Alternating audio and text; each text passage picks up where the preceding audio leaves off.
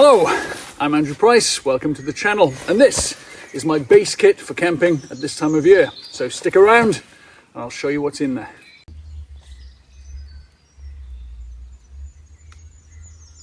Now this video covers my base kit for this time of year, and if I'm doing an expedition of a longer duration or somewhere even colder, I may need to change a few things, add a few things, maybe even take a few things away. But this is what I carry for a general purpose bushcraft camp in the UK without too much of an effort to reduce weight. So I'm carrying a lot of equipment, some of which I might use, some of it I could probably get away with not bringing with me, but I'm going to talk about it anyway. So we'll start off the pack itself. This is an incredible tactical or bushcraft pack, huge capacity, and it's the Tasmanian Tiger Pathfinder Mark II. It has this incredible fully adjustable V2 back system, which can be adjusted depending on your height, right down to quite short. And the waist belt is very well padded. It's got this great back system, feels really good next to your skin, and it's quite breathable as well. It's very comfortable. It has two loops, front and back, if you need to pick up the pack and move it around. So that's a really nice feature as well. We've got some exterior capacity here, plus the potential using the molly loops on this side and the other side. We can add side pockets as well, so huge potential to further enhance the capacity of this pack. So starting down here, I've got my water bottle pouches. So I've got my Nalgene bottle, litre bottle that side, plus this side is my Vargo litre bottle, so 2 litres of water there. Normally that's all I'll carry because I have a water filter as well, but if I needed to carry more, there's plenty of space for it. I've got the front pocket here, which just undips. The great thing about this, it's expandable, so you can just stuff lots of things. That it can jumper you're not wearing, fleece, whatever, you just stuff that in there. And I'm actually for now keeping the rucksack cover or the backpack cover there, which normally goes in the top pocket, but just keep it there for now. So that can be zipped back up. I'll go through the top pocket first. So I've got a little hard case I keep my head torch in with a load of junk. So I always keep at least one head torch with me. This is a silver model, really good rechargeable torch. So I'll generally have one rechargeable head torch plus a battery head torch just as a backup. In here, little leather pouch. This is where I keep a lot of my woodworking gear. So I've got my DMT 600 grit diamond hone there. So this is just for keeping my knives sharp. Chuck that there. I also have a right-handed crook knife. So this is for spoon carving, making bowls, anything like that. If I'm on the sort of expedition where I'm unlikely to be doing this sort of work, then I probably would leave this behind. But if I'm planning to be in camp doing a lot of crafts, it always comes with me. Another spare Opinel, can never have too many. And then I have a little bit of oil in there just for keeping blades conditioned, and some wax as well just to keep blades protected against rust. So just a few little tools that I keep in this leather pouch here. We still have more. Keep my journal. If I am planning to be somewhere for a while, I always like to keep notes, just any thoughts come to my mind. I might be taking some track illustrations of plants, anything like that. So it always helps to have a journal with you or a book, and don't forget a pen. Now, I'm getting of an age now where seeing things close up can be quite difficult, so spare pair of reading glasses are always useful. I didn't need those until I was 46, so just bear that in mind, you young people. And then some paracord, you can never have too much of that. This is the gift that keeps on giving. This top pocket is huge. Spork, some spare match containers. So that's the top pocket, completely empty. Now we can open it up and have a look what we have inside here. Just everything is very adjustable. You can expand the top of it. You've got a huge amount of capacity here. And we'll start with my Gransforsbruk small forest axe, which I've had for about 20 years. It's a good size for general purpose bushcraft. If you're using an axe for serious wood processing, you may want to go for a slightly bigger axe, but that one handles most camp wood processing, plus it's not too big if you want to use it for carving as well. So the small forest axe is a really good size. So as we look inside, right, we have got my entire belt kit, which I've covered in a separate video. I won't go into too much detail because you've already seen this, but it's a heavy duty 2-inch leather belt. Got my fire lighting kit here, which contains quite a few items. First aid kit is here. I've got my general purpose heavy leather gloves for taking things out of the fire, etc. And I have a homemade leather sheath here which holds my Silky Pocket Boy, a great lightweight saw, perfect for processing firewood in camp. So this is the saw I'll take with me on most general purpose trips. It'll be either this or a Barco, depends. This is the one I'm currently using. And it's a very sharp saw. If you look after them, they will get the job done. They're great for processing firewoods.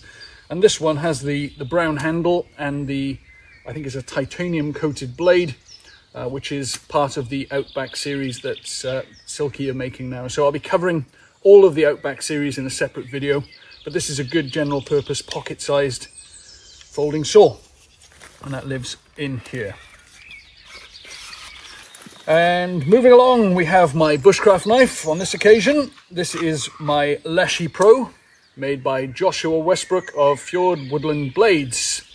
A great little Bushcraft knife. It has my Carter handle and ABL steel and a Scandi grind. Everything you need in a general purpose Bushcraft knife. Coming around again, I have a little foraging pouch that just lives on there, and I can use that for collecting things as I go. It could be tinder, it could be anything to add to the meal for the evening, whatever you find. So just handy thing to have. And that's the belt kit, which I've already covered, so I won't talk about that any longer. Now, coming up here, inside the lid of the backpack, you have another inside pouch. This is marked with a little cross here to signify this is where the first aid kit's kept, so makes sense to keep your first aid kit in there. So I've got this Rhino Rescue trauma kit, which has the cat tourniquet as well as some dressings for serious injuries. I also have another first aid kit which I keep for just cuts and bruises, a little boo-boo kit, things like that. This is for very serious trauma and injuries. Could be on the outside, it could be actually fitted to the molly, but I'm just keeping it inside for now. I have my wash kit, toothbrush, soap, depends how long I'm going for. I normally don't bother washing on a single night away, but anything more than that, it's worth having a wash. Toothbrushing, essential. I always brush my teeth twice a day, no matter where I am. So make sure you take your wash kit with you. And this pouch contains my water purification device, which is the Sawyer mini filter. And that's a really high volume filter. I think it filters something like 400,000 litres of water. You do have to backwash it occasionally to keep it clear, but a very good system. Something I'll cover in a separate video again. So I keep that in there, just keeps everything for water filtration where I need it, and it's in the top of my pack where I can access it quite easily as well. And that's it for the top pocket. So moving along, we have another pouch. This one also could be on the outside of the pack. I've chucked it on the inside for now. And this one contains a little hobo fishing reel. So it's a turned piece of wood. I think it's ash. And inside the handle, I can keep some fishing kits. So I've just got a basic rig for river fishing, trout, things like that. You could put some slightly larger hooks if you wanted to. And then this piece of elasticated webbing just covers the line. So there's some 8 to 10 pound line on the handle there. So that's for just any kind of opportunistic fishing that I might want to take part in, or poaching. Not that I would do that or endorse it, of course, but in a survival situation it's fine. Same for the catapult. So this one was made by Will Adams of Bushblade, and it has the double TheraBand, so it's kind of old school now, those of you that are into catapults, but I've been using this for quite a while. And I always keep a little bag, little homemade pouch of 9.5mm ball bearings in there as well. So either for target practice or obviously in a survival situation. This could be used to keep some food in the pot. Just a nice thing to have with you. Keep some spare bands in the bottom as well, just in case. You never know. Moving along. Now, I like to be comfortable in camp, so I've bought my biggest tarp. Well, one of my biggest tarps. This is the DD XL in the multicam pattern, and this one is 4.5 meters by 3 meters. Now, it's great if you're using a hammock because it gives you that extra length, covers all of the hammock strings, and even if you're sleeping on the ground, it creates a really big area that you can live in. So the 3 meter wide, 4.5 meter long. So even if the weather's diabolical all weekend, you're still quite dry. You've got a nice dry space. You can do some activities. You can sit under it. You can even cook under it if you put the tarp up nice and high. So just a good idea to have an extra big tarp. And this one's already rigged. I've got my ridge line, got my guy lines, so everything's ready to go on that one. Delving deeper into the pack. So I've only brought a small amount of food with me because it's just a one-night trip, and I've got my brew kit. I've got some freeze-dried food here. So this is from Prepared for Everything, so fuel your preparation. And I got this one from the Bug Out in Builth Wells, which is Lee Price's company. Good company if you're into prepping or even for any outdoor pursuits. So freeze-dried food is lightweight, and I think it tastes pretty good as well. So I always have some, and I'm a big fan of Army Ration Pack Sticky Toffee Pudding. So if you can get hold of some of those, they're worth keeping. And then there's a brew kit. So I'll keep some coffee, tea bags, milk powder, everything like that goes in there. Delving even deeper into the bag, I've got my Arctis mountain smock, which I will be covering in a separate video. This is a great smock, water resistant, windproof, has a multitude of pockets. You could actually do an overnight camp just using the contents of this smock, which I will be doing. So a really nice smock to take on your bushcraft expeditions. It can hold an awful lot of kit, plus it'll keep the wind off, keep the rain off. Definitely an essential piece of equipment. I like wool, I'm a big fan, and I've got my Guernsey wool sweater here. Fleece is great, but I really prefer wool. A little bit heavier, but it stays relatively warm even when it's wet or damp. It doesn't hold a huge amount of moisture, and I just like the feel of wool. Keeps me warm in camp, and the best thing about it, I suppose, from a bushcraft perspective is if you get a spark from the fire that lands on a wool jumper, it just fizzle out, whereas with a fleece or any kind of synthetic fibre, it will burn a hole right the way through, maybe even catch fire. So that's another reason I like wool. And further into the pack, got my cooking equipment. So I always keep this in a pouch, so I've got my AeroPress coffee filter here, which I'll be covering in another video. MSR titanium kettle, and I also keep a small folding cup in there as well, and a spare lighter. But this is a very lightweight cooking pot, can be used to eat out of.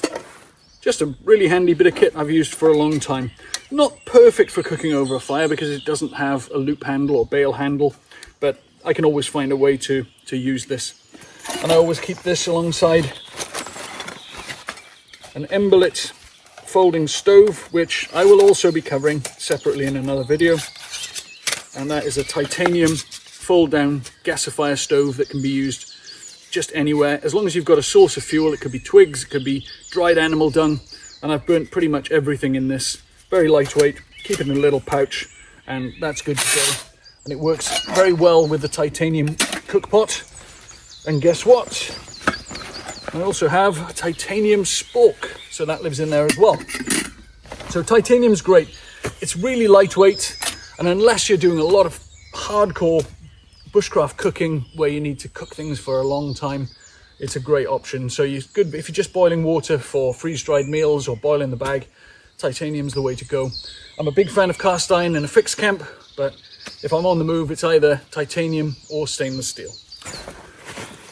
I've got a bag here with some spare clothing. I've got some spare socks, wool power wrist covers. These are really good when it's cold.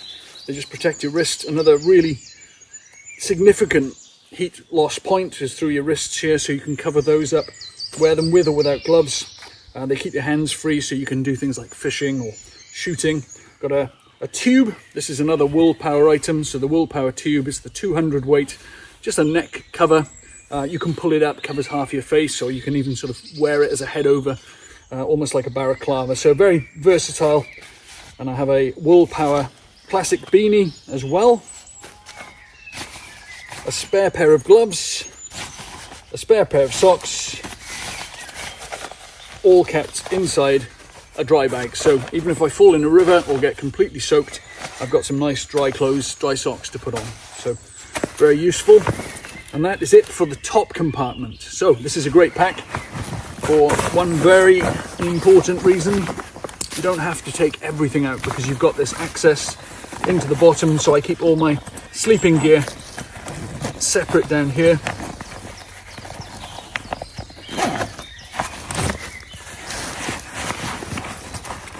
I would normally keep my sleeping bag in another plastic bag or a dry bag as well. I didn't put it in there today, but this is the Robins Couloir 750, which is good down to minus 15 degrees Celsius. It's a down bag, absolutely superb. Obviously, with down, there is always the issue that if you get it wet, it loses its loft, loses its insulation properties. But if you can keep it dry, down bags are the way to go. And Robins make some really cool kit. I use a lot of it, and I'm a big fan. And just to keep that dry while I'm using it, I have their mountain bivvy, which will cover the sleeping bag. And probably the lightest sleeping mat I've ever used is the Hybrid Core 60, which is also by Robins. Very, very cool piece of kit. I'll review this separately as well. But there we have my basic overnight bushcraft kit. I could take a few things out. I could add a few things depending on where I'm going and how long I'm going for. I'd certainly want to take more food with me. I could get away with just the one water bottle because I have the water filter. And if it's a very cold conditions, I may want to take some extra clothes with me. But this is the basic kit. Well, thanks for watching this video covering my basic core kit for camping at this time of year. I could add to it, I could take a few things away, but this is the basics. So I'd like you to comment down below and let me know what you like to carry in your basic kit. And if you've enjoyed this video, please like, subscribe, and share it with your friends. And I'll see you next time.